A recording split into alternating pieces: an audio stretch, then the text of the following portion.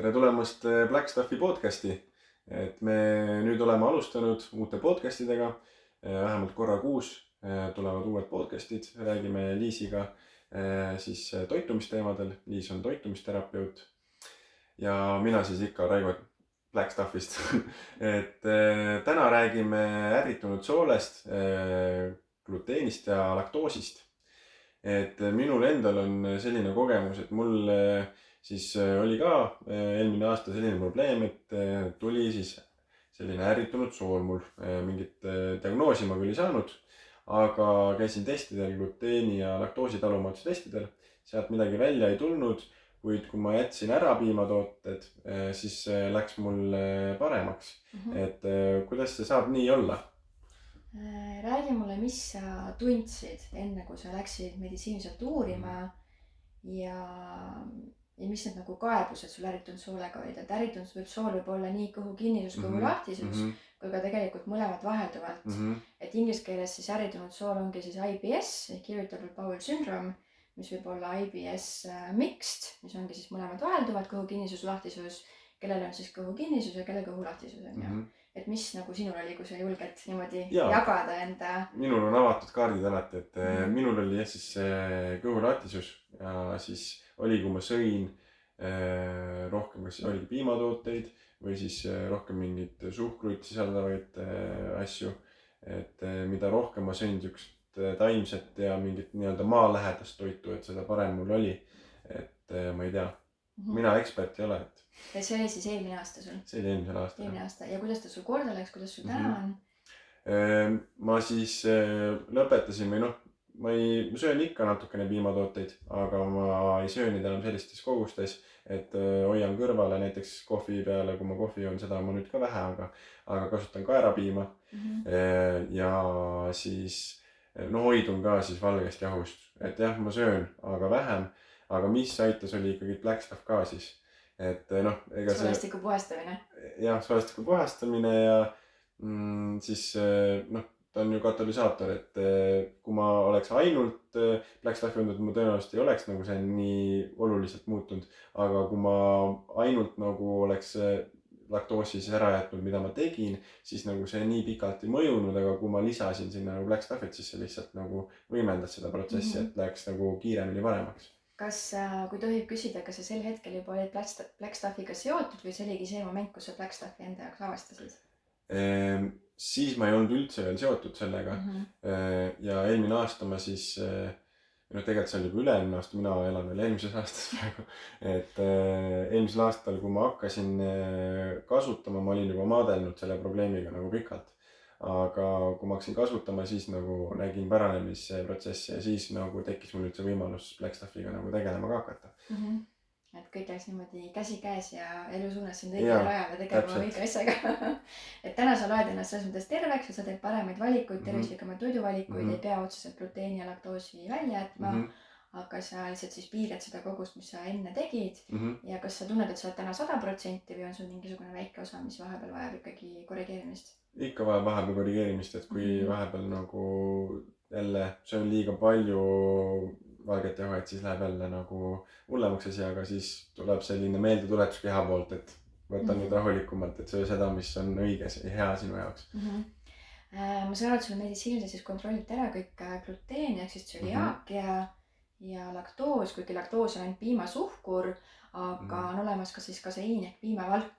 Et mitte, et see on kõhulahtisust põhjustab, aga lihtsalt infoks siis kuulajatele, et ka kaseiini talumatus on tegelikult olemas, mida siis toidutalumatuse testiga saab siis testida. Nüüd mul on hea meel, et sul on täna parem, et see küll minu juures toitumisnõustamisel ei ole käinud, et praegu ongi meil selline esmakordne tutvumine, aga ma küsiks, et enne kui sul need asjad hakkasid, ega sa kuskil reisil ei käinud või eksootilisel maal?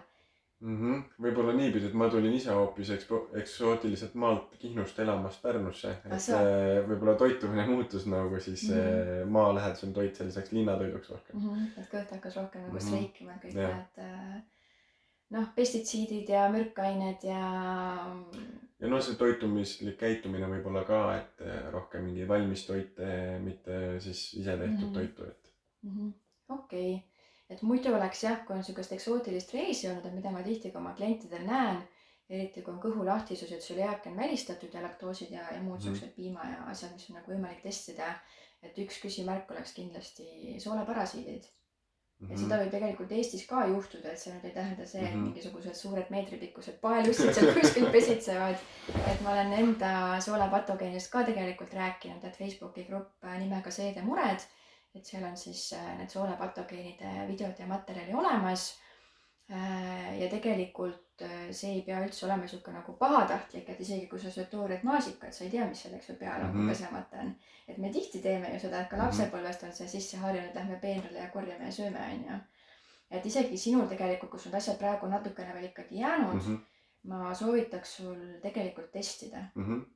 Lihtsalt huvi pärast, et üks kõige lihtsam on näiteks Synlabis, saab ise minna siis osta selle rooja topsiku ja 13 € on siuke proov nagu ussnugilised algloomad. Ma tean, see kõlab kehvasti ja võib-olla kõik ei ole nii valmis ametlikult, avalikult patogeenist rääkima, on ju, kui see midagi peaks olema. Aga on ka minu klientidel tegelikult välja tulnud, et need on, kui tõesti muud asjad on kontrollitud, mitte et seal need oleks, aga lihtsalt on võimalik kontrollida selliseid asju. Et see Synlabis on tegelikult neid teste veel olemas. Soole viirused, soole bakterid, need on küll natuke kallimad ja tegelikult perearst ja gastroenteroloog peaks neid tegema ja võiks teha, aga see 13 € on siis kõige lihtsam. Et kui ma natuke oma kogemust ka siin juurde räägin, et siis minul endal on Blastocystis hominis algloom, ilmselt siis kuskilt kas reisilt korjatud või siis lihtsalt tegelikult ka meil kaubanduskeskusest osta puuvilju, mis võib-olla ei ole piisavalt hästi ära pestud, et me võime need sisse süüa. Aga mis terve inimese immuunsus teeb, on see, et lihtsalt nagu lükkab selle ka kohe välja. Et meil peab olema maahapet piisavalt selle jaoks, seedimine hea, immuunsus tugev ja immuunsus lihtsalt lükkab selle ise välja. Et kui on nüüd nõrgem, keha on selle muu viiruskoormus on eks ju olemas, mis ka minul tegelikult on.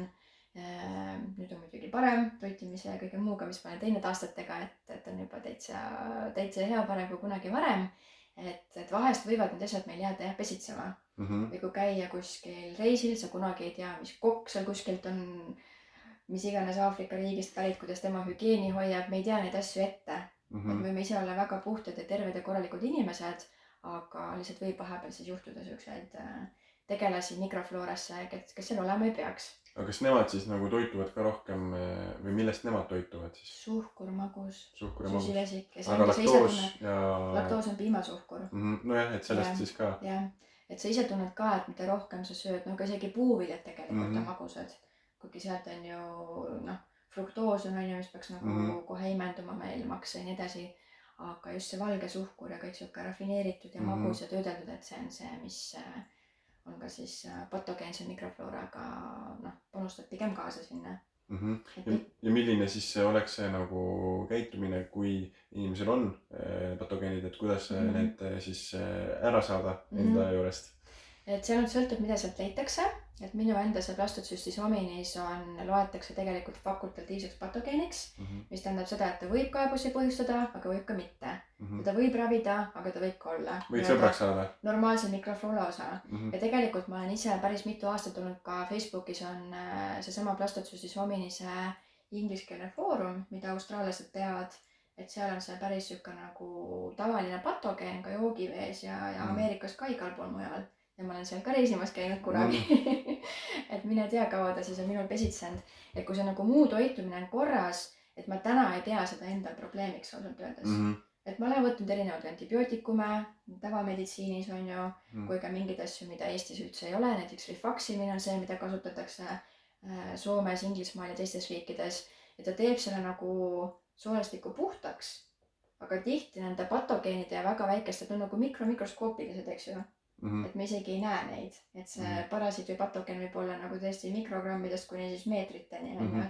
Et sõltub, mis sealt leitakse, et kindlasti on tavameditsiinis olemas siis erinevad ravimid, mida võib proovida, aga on ka kindlasti siis taimset toetust ja kui guugeldada, siis leiab ka rahva sellist ravi, et küüslauk ja mingitele siis kõrvitsaseemned ja kukeseemne pulbri leotis ja nii edasi, et granatõunaseemned.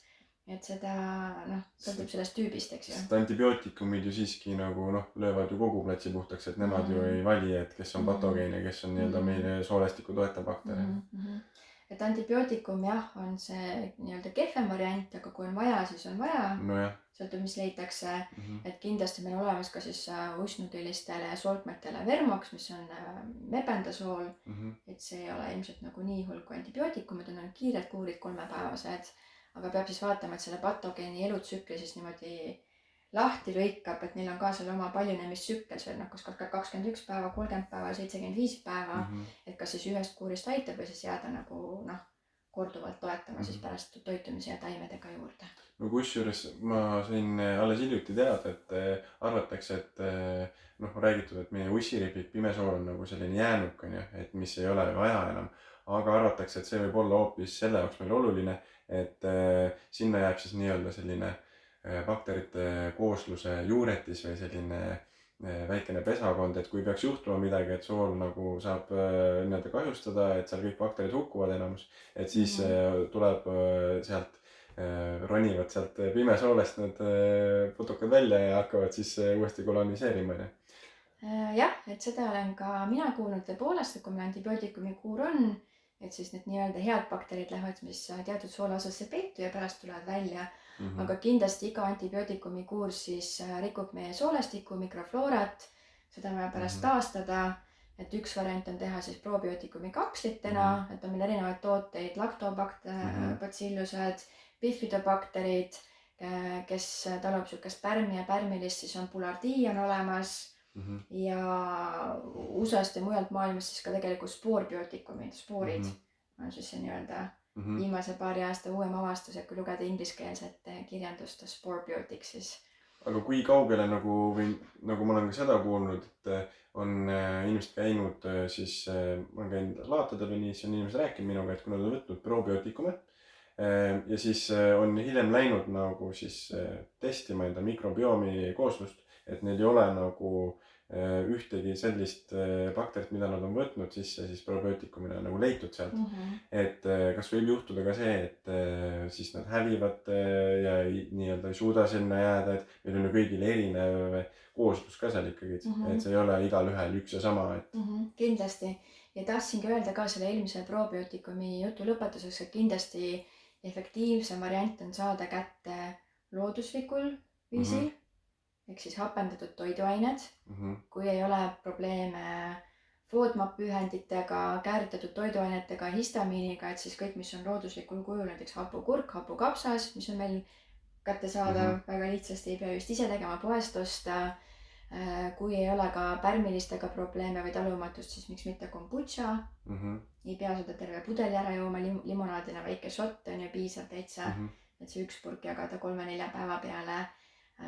On sellised eksootilisemaid ja Jaapanist tulevaid rohkem kimchi ja sellised asjad ka olemas, mis on hapendatud köögiviljad, et see valik on tegelikult hästi suur ja võiks siis olla tõesti igapäevaselt, et kas või siis 1-2 hapukurki täitsa piisab, 1 supilusikas hapukapsast ja olen tegelikult näinud ka uuringut, kus siis antibiootikumi kuuri järgselt oli 3 gruppi. Esimene grupp ei teinud midagi. Neil läks 1 aasta, et mikrofloora taastada või isegi veel rohkem. Teine grupp tarbis probiootikumi kapslitena, neil läks 6 kuud. Ja 3. grupp sai hapendatud toiduaineid ja neil läks 2 nädalat. Et see on see vahe, et mis siis nagu loodus versus siis kapsel või mitte midagi tegemine siis annab. Et tõesti ma väga-väga julgustaks võtma seda hapukurki, hapukapsast ja kombutšat oma menüüsse. Aga seal siis, kas seal on elus bakterid, aga kas seal või on seal rohkem nagu siis toit nendele meie bakteritele? Toit bakterile, selle nimi on prebiootikum. Just. Et prebiootikume saab igaüks guugeldada, lugeda ka ainet, mis on need prebiootilised toidud, et isegi kaerahelbed teatud osas ja inuliin ja foss ja koss, fruktooligosakariid ja galaktooligosaharid, et kes on väga tundliku soolestikuga ja näiteks FODMAP-ühendid ei talu, et siis neile esialgu võtta siis toidulisand või probiootikum vajadusel, mis on siis ilma selle fossi ja kossi ja inuliinetid. Et see võib olla teatud juhtudel vajalik, et kindlasti on see pigem väike osa inimestest, kes neid ei talu ja ka kõik probiootikumid kapslina ka neid ei sisalda, aga saab siis toitumisspetsialistiga siis konsulteerida, kes on lisandite osas pädev. Et seda muud moodi nagu ei olegi võimalik teada, et peabki kuidagi uurima või et mis need olid need keerulised sõnad, mis siin olid? Lisandite puhul on see siis kirjas pakendi peal, kui on. Aga et kuidas ma aru saan, et kas ma olen endale vastuvõtlik või ei ole? Sa tunned enesetundes ära. Okay. Aga küsiks veel sinu selle terviseloo lõpetuseks, et kas sul oli ka mingisugused antibiootikumi kuure eelnevalt, enne kui sul see kõhu teemad hakkasid, et mis võis sul seda mikrofloorat nõrgestada või kuidagi niimoodi mingeid, ma ei tea, kõrvapõletikke, kurgupõletikke, pikihaigusi, mis iganes? Praegu meelde küll ei tule, et oleks olnud. Jah. Pigem see toiduvalik lihtsalt siis. Pigem küll, jah. Okei, siis sa saad seda jälgida. Aga jah, just see mind veel huvitas, et vaata kohati on niimoodi, et me nagu tahame koloniseerida, et saadame näiteks inimesed kuskile, ma ei tea, Siberisse saadetakse, et aga kui seal ei ole tingimusi, et siis nagu ei jää nad elama lihtsalt. Et kas see võib olla ka probiootikumide puhul, et meil on lihtsalt nagu soolestikus nii halvad tingimused, et see keskkond on selline, et nad ei suudagi seal elama jääda, neil ei ole toitu, see on liiga happeline, midagi sellist. Kas sa mõtled nüüd hapeldatud toiduainete näol või kapslina või mõlemad? Ma mõtlen, kui võtta nagu kapslina. Kapslina. Nagu jah. No esimene küsimus on see, et mis on selle toidulisandi tootja toode? On see kvaliteetne, on see mitte?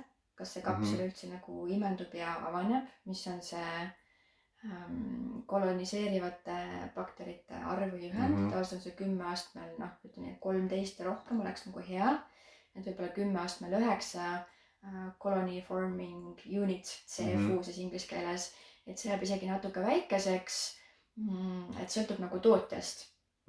Et kas neil endal on äkki mingisugused uuringud, et nende toode on hea ja mõjub ja nii edasi on ju. No ja alles oli ju... Tooted on ju väga palju ja keegi ei pruugi meile garanteerida, et see just nagu ka toimib, imendub. Just, et just oli ju seal laseris ka see huvitav siis, mis see on, lugu, et kuidas toidulisandi äri toimib on ju. Et kuidas seal ei pea väga olema mingid katseid tehtud ja nii edasi.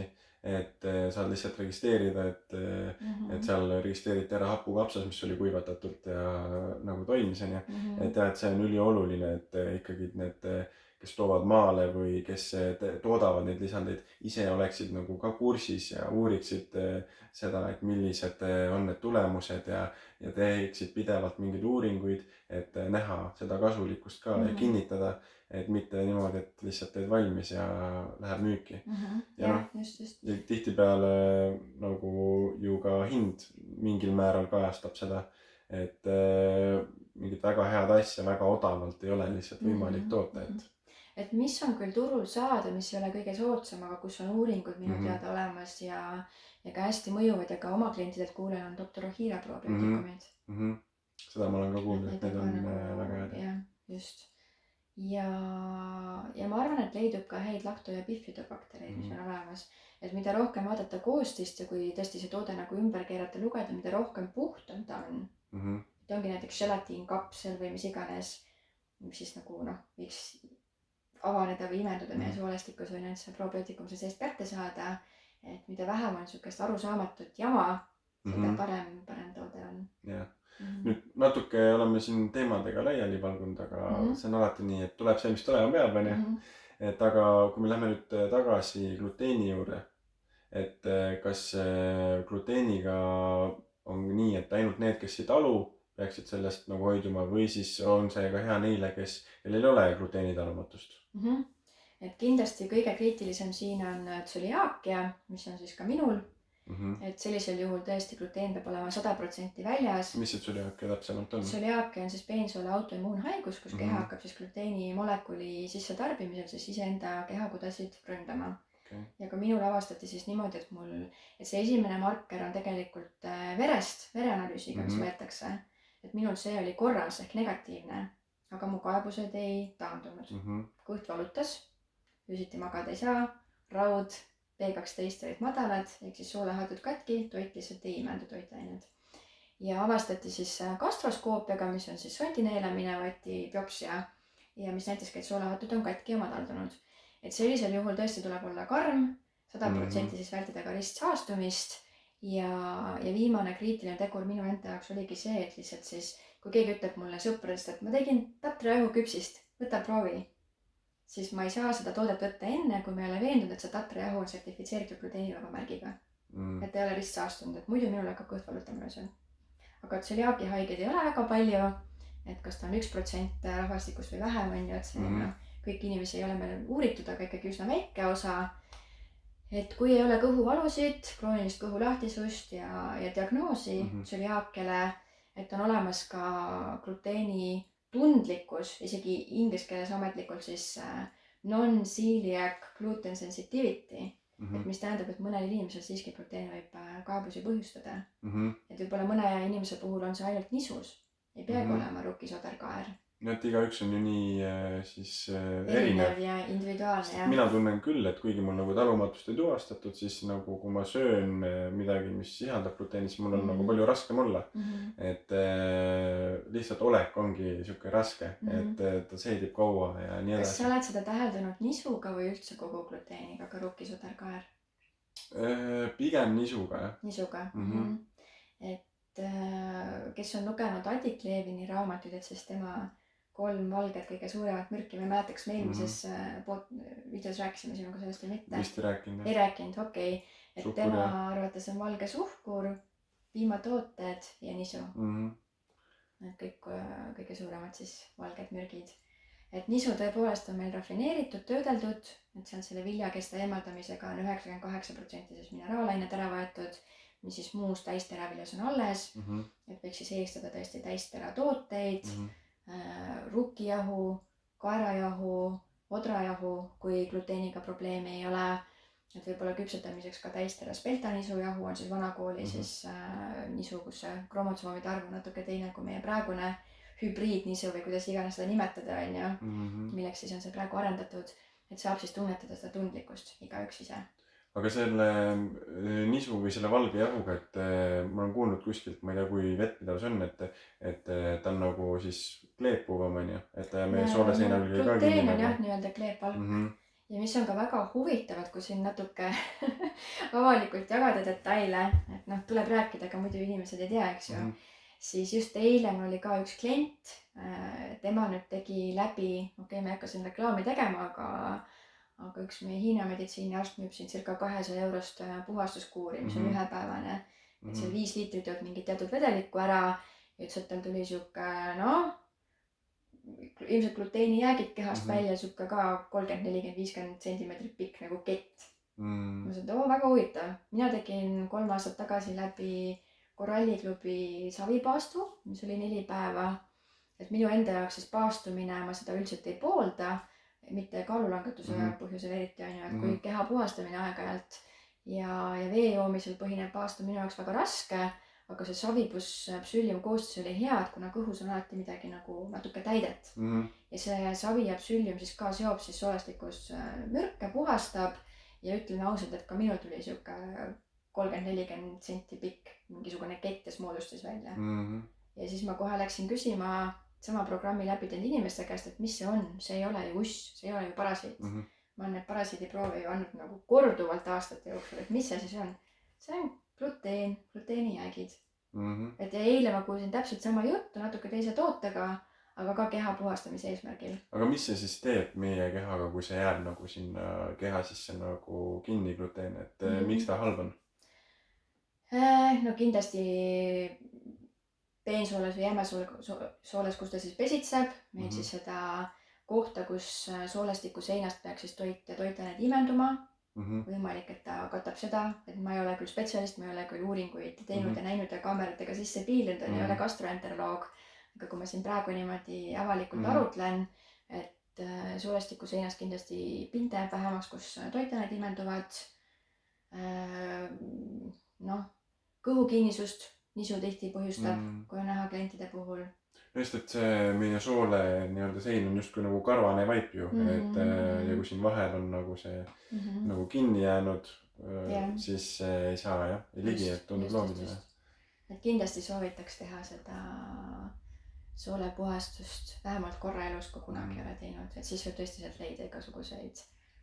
Aga kui ongi inimesel siis vaevused nagu soolestikuga, et kas võib soovitada gluteenist hoidumist, et vaadata, kuidas ta keha reageerib, et isegi kui tal ei ole talumatust? Et ametlikult nüüd toitumisteraapial on siis Eesti Tsöliaakiliiduga kokkulepe, et kedagi ei panda gluteenivabaks, kui ei ole meditsiinilist näidustust. Ja tegelikult ka selle tsöliaakia proovi andmiseks peab vähemalt 6 nädalat enne tarbima gluteeni. Et kui nüüd igaüks ise soovib katsetada nisuvaba või mingi periood gluteenivaba, et sinna ma kätt ette panna ei saa, eks ju. Aga see on siis otsustamise koht. Et kindlasti peab olema teadlik ja tegema siis tarkasid valikuid, et kus siis kätte saada need toitained, milles siis gluteeni väljajätmisega vajadusel siis kätte saada. Mis ained need on? Täisteraviljades, nisust ma praegu räägin, jätame selle kõrvale, aga täisteraviljades on siis B-grupi vitamiinid. Ja B-grupi vitamiine me saame tegelikult ka loomsest, mis on siis liha, muna, kala, juust, piimatooted. Et siis ongi, et kas siis saada loomsest kätte, kes näiteks mingit paleotoitumist proovib või on teinud, et saab kõik väga kenasti kätte. Või siis tõesti täisteraviljad. Okay. Aga kindlasti teadlikult teha, mitte midagi välja jätta ja siis jääda millegi puudusesse. Just, aga kas on okei ka võtta kapsliga näiteks neid B-tüübi vitamiine siis juurde? No kindlasti kapsel ei asenda päris toitu, mitte kunagi. Et see imendumine ju ei ole ikkagi sama, et kui ta ei ole nagu selliselt, nagu me loodusest kätte saame. Et see vist see ainuke nagu vahe ongi võib-olla. No eks toiduga ka tegelikult, et isegi kui me sööme loomsete liha, mis vajab meil rohkem maahapet seedimiseks, meil on vaja teada, et meil on seda maahapet, need toitanid imenduvad, ei ole mingisugust kõhu lahtisust, et see toit liiga kiiresti väljub või mis iganes, et iga inimene on nii individuaalne, praegu konkreetseid soovitusi anda ei saa, et pigem siis tullagi kogu sama terviselooga siis nõustamisele ja siis koos üle vaadata. Et kindlasti on lahendusi. Ja kui nüüd tagasi tulla selle juurde, millest me alustasime ärritunud sool, siis ametlikult on siis selline asi olemas nagu FODMAP dieet. Et see kindlasti ei ole pikaajaline, aga on võimalik siis toitumisterapeudiga koostöös vaadata, et kas on see siis vajalik ja on siis soovitatud nendele, kellel ametlikult on siis ärritunud soole sündroomi diagnoos. Et see on võimalik, aga on ka muid lähenemisi, mida siis vaadata ja proovida. Aga selge, oli väga silmiavardav jutuajamine, hästi palju infot on ju, et kõik need erinevad ained, et see võtab natukene aega seedimaks, et võib-olla rohkem täna ei räägikski, aga räägiks teinekord veel edasi. Ja kindlasti, kui on mingeid soovitusi või selliseid teemasid, millest tahaksite kuulda, et siis andke märku ja siis saame juba edaspidi teha nendel teemadel uusi videosid. Aga ma ei tea, kas tahtsid lõppu veel midagi öelda? Suur aitäh kuulamast, et kes soovib rohkem siis gluteeni ja kaseinivaba toitumise kohta lisa lugeda, võib jälgida siis minu kodulehte LSL.eu, Facebookis toitumisterapeut Liis Salus ja Instagramis on siis minu toitumise kohta, mida ma olen 4+ aastat siis praktiseerinud gluteeni kaseinivaba, et leiab siis kasutaja LS Health alt siis pildimaterjali. Aga suur aitäh teile ja järgmise korrani! Nägemist!